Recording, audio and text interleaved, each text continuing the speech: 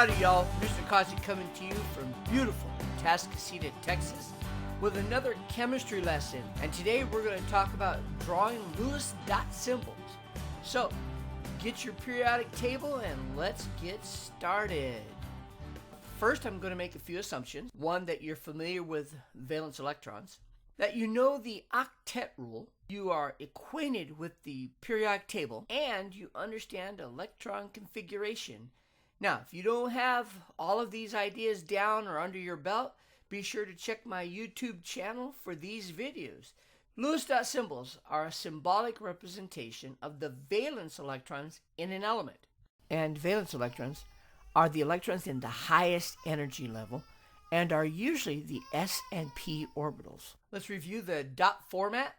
The X represents any element symbol, and then we can put the electrons around the symbol in this fashion. We can put the first two there to represent the s orbital, then put 3, 4, and 5 to show the p orbitals and to demonstrate Hund's rule.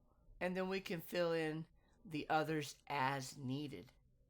All right, let's look at beryllium. First, I'm going to go and check out the periodic table, and you'll note that beryllium has 2 valence electrons according to the periodic table. And so let's put those in, 1, 2. Now that tells me that it will lose these 2 electrons according to the octet rule, which means then it'll tend to be a cation with a +2 charge, and it will form 2 bonds. All right, let's look at another one. Sulfur. Put down the S, go to the periodic table and find sulfur.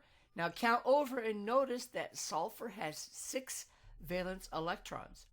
So let's put those in. 1, 2, 3, 4, 5, 6. Now I can look at that and realize that it's going to gain 2 electrons and form an anion with a 2 negative charge. And it also has 2 bonds. All right, let's check out arsenic. Number 33, let's write down AS and then go to our periodic table, find arsenic, and we can count over 1, 2, 3, 4, 5. It has 5 valence electrons. Put those in, and that tells us that it's going to more than likely gain 3 electrons. It's going to tend to be an anion or have a -3 charge, and it's going to form 3 bonds, which is really the most important part here. Whether you want to say it has 3 negative or 3 positive, that oxidation is just a possible charge. The important part here is 3 bonds. All right, chromium. Chromium, let's go to the periodic table, and it is a transition element, but note that this is one of those elements that has that jump, and so it has a 4s1 and 1 valence electron. So let's put that 1 valence electron in, which tells us then that it tends to lose 1 electron, form a cation, and form 1 bond. However, chromium also has a tendency to possibly hybridize and have a 3 positive and a 6 positive cation as well.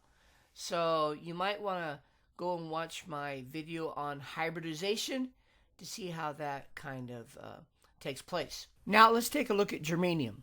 Let's go to the periodic table, and we'll see that germanium has 1, 2, 3, 4 valence electrons, just like carbon. It will tend to lose 4 electrons. You might say it gains 4 electrons, but I would say that being the semi-metal that it is more likely going to lose 4 electrons. Either way, we know it's going to possibly be a cation in its nature, but most important, it forms 4 bonds. You reviewed valence electrons. You reviewed how to draw Lewis dot symbols. You drew Lewis dot symbols, and you determined an element's bonds. Good job. Thanks for watching. Give me a thumbs up if you like this video, and check out my other videos, and don't forget to subscribe. Happy ions, y'all.